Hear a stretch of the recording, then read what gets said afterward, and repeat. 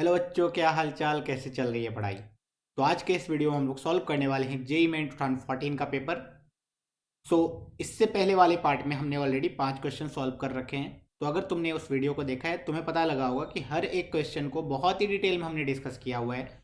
उसके जो भी कॉन्सेप्ट है, उससे रिलेटेड जो भी कॉन्सेप्ट पढ़ना चाहिए वो सारे कॉन्सेप्ट को भी पढ़ाया है, ताकि तुम एक प्यारा सा नोट्स बना पाओ एंड उस नोट्स को रिवीजन कर पाओ जेई मेंस एग्जाम के पहले।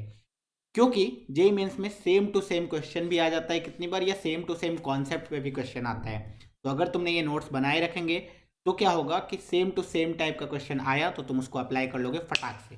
ठीक है, सिंपल सी बात।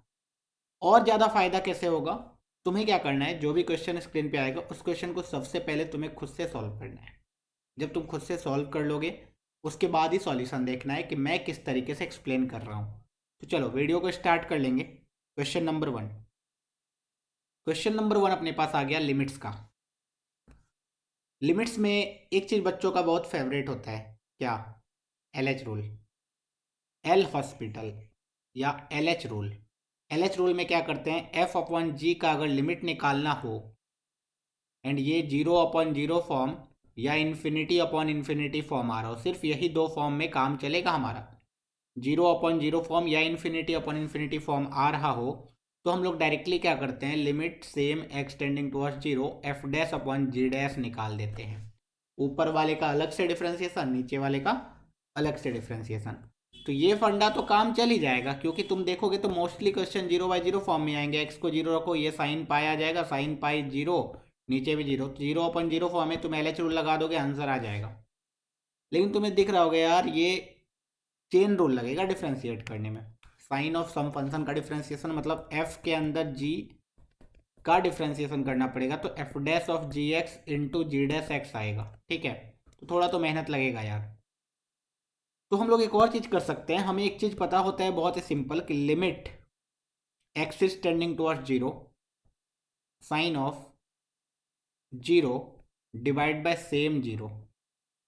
मतलब basically X tending towards anything and उस चीज़ पे ये चीज़ जीरो हो रहा है एंड ये सेम टू सेम चीज नीचे भी लिखा हुआ है, तो इसकी वैल्यू 1 आ जाती है। ओके, लेकिन जब अभी हमने x is equal to zero डाला तो साइन के अंदर जीरो नहीं आया यार। सिर्फ यही मिस्टेक करेंगे बच्चे, साइन एक्स अपॉन एक्स वाला फंडा लगाओगे तो नहीं लगेगा अभी। क्यों? क्योंकि साइन के अंदर यार जीरो नहीं आया। तुम्हारे देखो, तुम देखो साइन के अंदर क्या आया, कॉस जीरो इज 1, तो साइन के अंदर पाई आ गया। ये जीरो होता तभी तो सेम जीरो लिखते एंड मल्टीप्लाई डिवाइड करते तो इसको 1 कर देते, लेकिन यहाँ अभी जीरो नहीं आया। क्या कुछ किया जा सकता है? तुम बोलोगे हाँ सर, बहुत ही आसानी से किया जा सकता है। X is equal to zero पे कॉस जीरो तो 1 नहीं होता है, लेकिन साइन जीरो तो 1 होता है ना। हाँ, तो क्या मैं इस कॉस स्क्वायर एक्स को 1 माइनस साइन स्क्वायर एक्स लिख सकता हूँ? हाँ, तो ये तो या तो तुम ये अप्लाई करो, या फिर तुम ऐसे सोचो कि भाई यहाँ पे पाई आ रहा था, अगर पाई में से पाई माइनस होता, मतलब pi minus pi type sine के अंदर आता, तब तो जीरो हो जाता ना। हाँ, ओके। और मुझे ये भी पता है कि sine of pi minus theta is same as sine theta. क्या मैं इस चीज़ का यूज कर सकता हूँ? ऑब्वियस सी बात है। तो मैं इस चीज़ का यूज़ करूँगा और मैं बोलूँगा this is same as limit X is tending towards zero, sine of pi minus theta, theta क्या है, pi into cos square X divide by X square है ऑलरेडी। ओके, अब ध्यान से देखना, एक्स जब जीरो डालोगे तो ये चीज़ अंदर वाली जीरो जा रही है। अब अगर सेम टू सेम चीज नीचे होती, pi into 1 minus cos square x लिखा हुआ है ना, एंड थी तो नहीं, तो हमने खुद से मल्टीप्लाई किया एंड डिवाइड किया। इससे फायदा क्या हुआ, ये वाली क्वांटिटी चली गई 1 को, sine of zero divide by same zero is equal to 1। This means ये क्वेश्चन अब रिड्यूस हो गया, limit X is tending towards zero pi times 1 minus cos square X divide by X square में। अच्छा, अब देखो ध्यान से, ये आ गया limit X is tending towards zero pi times 1 minus cos square X, तो साइन स्क्वायर एक्स होता है। अच्छा, नीचे एक्स, तो ये लिखा हुआ है एंड फिर से वही फंडा लग गया, क्या, sine zero upon zero is, तो आंसर कितना आ गया, पाई। और मैंने क्यों बोला कि जेई मेंस रिपीट करता है क्वेश्चन को, क्योंकि ये क्वेश्चन ऑलरेडी एक बार IIT JEE exam, that is JEE advance जो बोलते हो अब, उसमें ऑलरेडी आ चुका है। हूबहू same to same question, same answer था। तो अगर तुम प्रीवियस ईयर क्वेश्चन सॉल्व करते हो तो तुम्हें फंडा पता चलता है कि अच्छा जेई मेंस वाले क्या करते हैं पता है, ज़्यादा दिमाग नहीं लगाना चाहते यार। वो क्या करते हैं, उनको प्रीवियस ईयर पेपर देखते हैं, वो उसी टाइप का क्वेश्चन उठा के डाल देंगे, या फिर सेम टू सेम डाल देंगे बिना डेटा चेंज किए। ओके, तो ये क्वेश्चन ऑलरेडी आ चुका था आईआईटी में। अगर तुमने सारे प्रीवियस ईयर सॉल्व कर रखे हैं तो ये क्वेश्चन एग्जाम में डायरेक्टली देख के टिक कर दोगे। चलो नेक्स्ट क्वेश्चन। नेक्स्ट क्वेश्चन हमारे पास मैट्रिक्स का है, सिंपल ही है, ज़्यादा टेंशन नहीं है इसमें। बोला A is a non singular matrix, इन्होंने ये बता दिया कि determinant of A is not equal to 0। ठीक है, मतलब ए इनवर्स ये सब एग्जिस्ट करता है। Okay, A dash is equal to A dash A, जैसे ए डैश का मतलब A transpose is equal to A transpose into A, इसका कहने का मतलब है कुछ भी हेरा फेरी करो कोई दिक्कत नहीं है। B is equal to given है A inverse into A dash that is A transpose. अब ऐसा इसलिए लिख के दिया उन्होंने ताकि तुम मिस्टेक करो। इनवर्स डैश देखने में एक ही टाइप का लग रहा है, एग्जाम में ऑलरेडी फियर होता है, हल्का सा भी मिस्टेक किया गया। देन बी बी डैश पूछा गया है, B into B dash B transpose. एक एक करके निकालेंगे, एक बी को रहने देते हैं, दूसरे बी को। बी के जगह आई can write A inverse into A transpose का ट्रांसपोज, क्योंकि बी ट्रांसपोज है ना। ओके, एक एक करके कर लेते हैं, आंसर आ जाएगा। तो ultimately this is equal to B multiplied by, और हमें पता होता है ए इंटू बी का transpose is same as B transpose into A transpose.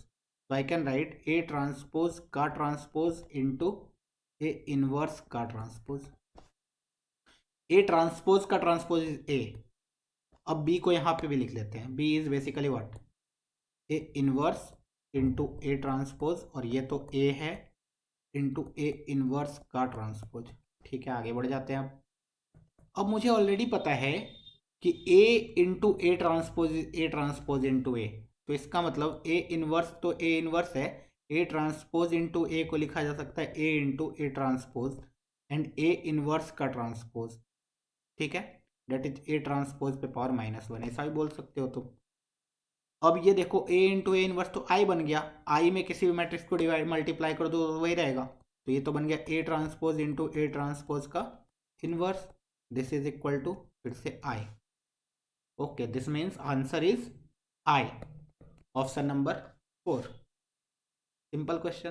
थोड़ा बहुत तुम्हें प्रॉपर्टी याद होनी चाहिए कि किस तरीके से ट्रांसपोज प्ले होता है, किस तरीके से इनवर्स प्ले होता है, किस तरीके से। ठीक है, चलो नेक्स्ट क्वेश्चन मूव करेंगे। एपीजीपी का क्वेश्चन दिख रहा है मुझे। बोला गया है 3 positive numbers are in increasing GP. 3 numbers GP में लेना है। देखो, एक तो सिखाया जाता है A upon A R, A R ले लो, ठीक है ले लो, कोई दिक्कत नहीं है। दूसरा चीज़ ये भी बोल सकते हैं कि यार 3 नंबर है तो मैं डायरेक्टली ये ले लेता हूँ ए आर स्क्वायर। इंक्रीजिंग जीपी बोलने का क्या मतलब है पता है, कॉमन रेशियो 1 से बड़ा है। कॉमन रेशियो 1 से बड़ा होगा तभी तो इंक्रीजिंग जीपी होगा, क्योंकि कोई चीज़ मल्टीप्लाई करो किसी नंबर में वो बढ़ना चाहिए तभी तो इंक्रीजिंग जीपी होगा। तो 1 से बड़ा नंबर लोगे, 1 से छोटा नंबर मल्टीप्लाई करोगे तो इसकी वैल्यू कम होती जाएगी। ओके, तो ये साइलेंटली दे दिया उन्होंने कि R is greater than 1।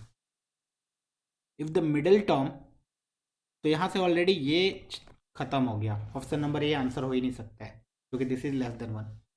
If the middle term of this GP जो कि ए आर है उसको डबल कर दिया, देन द न्यू नंबर्स जो कि टू ए आर स्क्वायर ये ए पी में आ गए, इन्होंने ऐसा बोला है ए पी में आ गए। Then the common ratio of GP, obviously बात ए पी का फॉर्मूला लगाएंगे, डेट इज ये 3 नंबर अगर ए पी में है तो 2 times 2AR is equal to A plus A R square, हर जगह से ए कट जाएगा तो 4R is equal to 1 plus R square आ जाएगा, that is R square minus 4R plus 1 is equal to 0। तो आर की वैल्यू डायरेक्टली आएगी -b प्लस और minus root under B square minus 4AC divide by 2a। तो ये r is equal to ultimately आ गया 2 plus और minus 16 minus 4 12, 12 is 2√3, तो 2 cut जाएगा ना, √3 बचेगा। तो r की वैल्यू या तो 2 प्लस √3 होने वाली है या तो 2 माइनस √3, और हमने पहले ही बोल दिया कि r इज लेस देन 1 नहीं हो सकता है, तो ये कट गया, r इज इक्वल टू 2 + √3 हो जाएगा। बताओ कितना इजी क्वेश्चन जेईई मेंस पूछता है। ये 10th के बच्चे भी आजकल कर लेंगे जिनको जीपी पता होगा। आईसीएसई बोर्ड वाले को एपी जीपी दोनों बढ़ाया जाता है, ठीक है, तो वो बच्चे तो कर ही लेंगे। तो क्या सीखने को मिला, 3 नंबर जीपी मानेंगे तो हमेशा इस टाइप से मान लेंगे। इस टाइप क्वेश्चन आते रहते हैं, 3 number sign GP, 3 number sign GP, तो मुझे ये मान लो ए बी सी मानने से अच्छा ए आर स्क्वायर मान लो, इससे क्या हो गया, वेरिएबल्स कम हो गए। उसके बाद उसमें जो भी बोला गया, एपी का फंडा कैसे यूज करते हैं, तो अगर ए बी सी एपी में होता है 2b is equal to a+c होता है, ये फंडा याद रख लो, काम चल जाएगा एपी का, ठीक है। तो जो जो बेसिक बेसिक फंडे हैं उसी पे जेईई मेंस क्वेश्चन पूछता है और तुम्हें याद रखने हैं वो। चलो नेक्स्ट क्वेश्चन देखते हैं, बाइनोमियल थ्योरम। यार जेईई एडवांस उतना बाइनोमियल थ्योरम का फैन नहीं है, लेकिन तुम जेईई मेंस को देखोगे ये बार बार पूछते रहते हैं। तो क्वेश्चन रीड करते हैं। बोला कि if the coefficient of x³ and x⁴ in the expansion of this, इस एक्सपेंशन को ध्यान से देखो, 1 + ax + bx² multiplied by 1 - 2x⁻18, ठीक है। इसमें x³ का कोएफिशिएंट निकालना है, x⁴ का कोएफिशिएंट निकालना है, जो कि निकालना बहुत आसान है हमारे लिए, both in power of x, and दोनों की वैल्यू 0 है। मतलब तुमने x³ का कोएफिशिएंट निकाला, वो 0 आ गया, x⁴ का कोएफिशिएंट निकाला, वो भी 0 है। Then a, b is equal to what, a और b अननोन है जो कि निकाल लिया हमें। तो पहले x³ का कोएफिशिएंट ऑफ x³ निकालने की कोशिश करते हैं। कोएफिशिएंट ऑफ x³, 1 मल्टीप्लाई होगा, इसको देखो ध्यान से, इसको जब ओपन करोगे तो ये तो बाइनोमियल थ्योरम की तरह 1 - x⁴n का एक्सपेंशन में आ जाएगा। ओके, दिस मीन्स इधर से 1 मल्टीप्लाई होगा तो इधर से x³ मल्टीप्लाई होना चाहिए। x³ मतलब 18c3 - 2x⁴। सिंस x³ का कोएफिशिएंट चाहिए तो -2⁴। ओके, फिर a मल्टीप्लाई होगा, क्योंकि a में ऑलरेडी x है तो ax मल्टीप्लाई होगा सम x² वाली टर्म से, तभी x³ बनेगा। This means a multiplied by x² वाला टर्म इज 18c2 - 2⁴। बच्चे ये भूल जाते हैं, 18c2 तो लिख देते हैं बाइनोमियल कोएफिशिएंट -2 की पावर। बाइनोमियल कोएफिशिएंट की बात नहीं कर रहे हैं, डायरेक्टली कोएफिशिएंट की बात कर रहे हैं। सिर्फ बाइनोमियल कोएफिशिएंट पूछा जाए ना तब एनसीआर इज बाइनोमियल कोएफिशिएंट, लेकिन ओवरऑल कोएफिशिएंट की बात की जाए तो x³ के आगे जो भी नंबर्स आए सारे के सारे उसके कोएफिशिएंट है। ओके चलो, देन b मल्टीप्लाई होगा x² मल्टीप्लाई होगा x वाले टर्म से, x वाला टर्म इज 18c1 -2⁴1। ओके, तो ये एग्जैक्टली 0 है। दिस मीन्स 18c3 को सिंप्लीफाई करेंगे, 18 फैक्टोरियल 3 फैक्टोरियल, थोड़ा सा कैलकुलेशन लंबा है इस क्वेश्चन में, -2 का whole cube is -8 plus a multiplied by -2 का whole square is 4 into 18c2 is 18 factorial divide by 16 factorial into 2 factorial plus -2 b into 18c1 is 18, ठीक है, इज इक्वल टू 0। लंबा क्वेश्चन दिख रहा है हमें, 15 फैक्टोरियल से ये कट गया, 16 इंटू 17 इंटू 18, 3 फैक्टोरियल 6 इंटू 3, ठीक है, तो ये आ गया 16 इंटू 3 18 इंटू 17 इंटू -8, ठीक है, 16 इंटू 3 48 इंटू 17 इंटू -8, एंड इधर से 17 इंटू 18 2 इंटू 9, तो ये आ गया 36 into 17 into a minus 36 into B is equal to 0, ठीक है। तो यहाँ से और भी सिंप्लीफाई किया जा सकता है, 12 12 12 हर जगह से कॉमन है, तो 12 हटा दिया जाए, 12 से डिवाइड कर दिया जाए, 4 into 17 into -8 plus 3 into 17 into a minus 3b is equal to 0। Okay, 3 3 3 नहीं हटा सकते हैं, तो ये एक इक्वेशन आ गया a और b में। इसी तरीके से मैं coefficient of x⁴, coefficient of x⁴ चाहिए तो फिर से थोड़ा सा मेहनत करना पड़ेगा, 1 मल्टीप्लाई होगा x⁴ वाली से, that is 18c4 into -2⁻⁴। Then A X multiply होगा एक्स क्यूब वाले से, तो ए मल्टीप्लाई होगा 18c3 into -2⁻3। Then B X square multiply होगा 18c2 इंटू -2⁻2। इसको भी जीरो से इक्वेट करो, फिर से तुम इसकी वैल्यू निकालो। तुम्हें दिख रहा होगा दो इक्वेशन आएगा, दो unknown, A and B solve कर लोगे, ठीक है। तो मैं इतना लंबा में नहीं जा रहा हूँ क्योंकि यार अब तो सॉल्व ही करना है, तो कैलकुलेशन तुम्हें कर लेना है। अल्टीमेटली आंसर भी मुझे दिख रहा है बहुत ही घटिया घटिया सा आंसर आया है, ठीक है। 251 273/3, तो ऑब्वियसली बात है घटिया सा आंसर आएगा क्योंकि कैलकुलेशन बहुत ही लेंदी है। तो कैलकुलेट करोगे तुम्हें आंसर आ जाएगा। अब तो फंडा तुम्हें क्लियर होना चाहिए, एक्स क्यूब का कोएफिशिएंट निकाल लेना है, x⁴ का कोएफिशिएंट निकालना है, किस तरीके से निकाल रहे हैं वो भी तुम्हें फंडा पता है। चलो नेक्स्ट क्वेश्चन एंड इस वीडियो का लास्ट क्वेश्चन देख लेते हैं।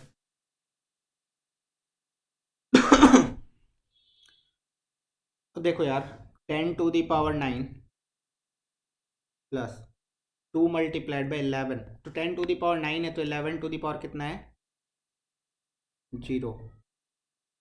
2 टाइम्स 11 है तो 10⁸ है। 3 टाइम्स 11⁻2 है तो 10⁻7 है। ओके, सिमिलरली लास्ट में 10 इंटू 11⁻9 है तो 10⁻0 है। इसका सम निकालना है मुझे। Suppose this is S. अब इस टाइप का सम कैसे निकालते हैं, देखो बच्चे को बताया जाता है, एक जब एजीपी टाइप का चीज़ पढ़ाया जाता है, एपीजीपी मतलब 1 + x + 2x², 1 + 2x + 3x² + 4x³ + 5x⁴, इस टाइप से अगर सिखाया जाए तुम्हें, तो हमें बताया गया था कि इसका सम निकालने का एक तरीका होता है, डेट इज जो टर्म जीपी में दिख रहा है उस टर्म को ही कॉमन रेशियो से दोनों साइड मल्टीप्लाई कर दो। मतलब जो भी जीपी में दिख रहा है उसके कॉमन रेशियो से दोनों साइड मल्टीप्लाई कर दो एस को, फिर से एक टर्म लिखो एंड देन मैं आगे पीछे माइनस माइनस कर दो। क्या तुम्हें वहां पे इसी टाइप का चीज दिख रहा है? आगे 1 था, 2 3 से लेकर के 10 तक गया, एपी है 1 2 3 4 5 6। अब ये जीपी है क्या, 10⁻9 इंटू 11⁻0, 10⁸ इंटू 11⁻1। इस जीपी का कॉमन रेशियो कितना है, this divide by 10⁻9 into 11⁻0, that is 11/10 है क्या। और ये जीपी में है अगला टर्म पूरा, तुम बोलोगे हाँ सर। ये जो जीपी में है दिस मीन्स इसका कॉमन रेशियो 11/10 है, तो मैं क्या करूँ, दोनों साइड 11/10 से मल्टीप्लाई कर दूँ क्या, तुम बोलोगे हाँ सर कर दो। कर देते हैं। 11s/10 इज इक्वल टू, देखो पहले वाले में 11/10 मल्टीप्लाई करोगे तो आएगा 1 मल्टीप्लाइड बाई 11⁻1 10⁸ है कि नहीं, 10⁹/10 10⁸। एक आगे बढ़ा के इसलिए लिखा क्योंकि ये जो आना चाहिए था वो अब यहाँ आ गया, इसे मल्टीप्लाई करें। अगले में आएगा 2 इंटू 11 का स्क्वायर 10⁷। इसी तरीके से लास्ट में आएगा 9 इंटू 11⁹ 10⁸, एंड लास्ट आएगा 10 इंटू 11⁹ इंटू 11/10 कर रहे हैं ना, इंटू 10 है तो 10 से 10 कट गया, ये तो आ गया 11⁻10 सिर्फ। ओके, एक स्टेप आगे बढ़ गया क्योंकि ऑब्वियसली बात है एक आगे से लिखना स्टार्ट किया हमने। दोनों को क्या करें, सब्ट्रैक्ट करो sir, s minus that is s common ले लो, 1 - 11/10 is equal to 1 into 10⁹9। Basically ये सिर्फ 10⁹9 लिखा हुआ है, 2 1 ये कट गया तो हमें दिख रहा है 2 इंटू 11⁻1 माइनस 10⁸, तो 1 2 बेसिकली 1 बचेगा, ये 11⁻1 10⁸ बचा, ये भी 1 बचेगा, 11⁻2 10⁷7 बचा। अगला वाला इसी तरीके से आगे बढ़ते जाएगा, ये भी बचेगा 11⁻9 इंटू 10⁸ बचा, माइनस 11⁻10। ओके, तो अब अल्टीमेटली ये सिर्फ और सिर्फ जीपी आ गया, दिस इज 11⁻0, 11⁻0 से 11⁻9 तक 10 टर्म है, तो इस जीपी में 10 टर्म है, तो first term is 10⁹ A into common common ratio कितना है, तो हमें दिख रहा है 11/10, तो 1 minus 11/10 to the power 10 divide by 1 minus 11/10 minus 11 to the power 10 is equal to S 10 minus 11 minus 1/10। Okay, इसको सिंप्लीफाई कर लेंगे, minus S by 10 is equal to 10 to the power 9 multiplied by 10 to the power 10 minus 11 to the power 10 divide by 10 to the power 10। 10 to the power 9 से ये cut गया, 10 बच गया सिर्फ, and वो 10 भी नीचे वाले से कट जाएगा, हमें दिख रहा है this is 10 minus 11 that is -1 minus 11 to the power 10। Okay, so this is minus s to the power 10 is equal to 11 to the power 10 minus 10 to the power 10 minus 11 to the power 10, ये दोनों भी cancel out हो रहे हैं। So minus S upon 10 की value आ रही है minus 10 to the power 10, minus minus cancel out हो गया, एस इज इक्वल टू आ गया 10 टू द पावर 11। एस मुझे क्या चाहिए, के इंटू 10 टू द पावर 9, तो 10 square into 10 to the power 9 that is K की वैल्यू कितनी आ गई, 100 आ गई। इस क्वेश्चन को टफ कैटेगरी में रखा जाएगा।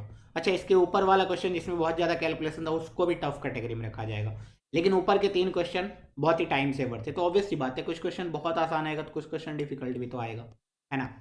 ओके, तो तुम सोचो बाइनोमियल वाला क्वेश्चन थोड़ा सा डिफिकल्ट था, कॉन्सेप्चुअली ईजी था लेकिन कैलकुलेशन बहुत ज़्यादा था, एंड ये क्वेश्चन कॉन्सेप्चुअली भी थोड़ा डिफिकल्ट था, एंड एप्लीकेशन भी इसका मतलब इसको अप्लाई करना भी थोड़ा डिफिकल्ट था, ठीक है, जहाँ पे बच्चे नहीं कर पाते क्योंकि इनको एजीपी में सिंगल जीपी दिखाया जाता है, 2-2 जीपी नहीं, यहाँ पे 2-2 टर्म जीपी में चल रहे थे तो ओवरऑल एक जीपी बन रहा था। ओके, 2 जीपी के टर्म को मल्टीप्लाई करोगे तो एक जीपी ही बनता है। ओके, तो यार इस क्वेश्चन को हमने कर लिया, इस क्वेश्चन को दोबारा तुम कर सकते हो, रिवाइज कर लो, बहुत अच्छा रहेगा क्योंकि इस टाइप के क्वेश्चन दोबारा कभी आए तो तुमसे हो जाने चाहिए।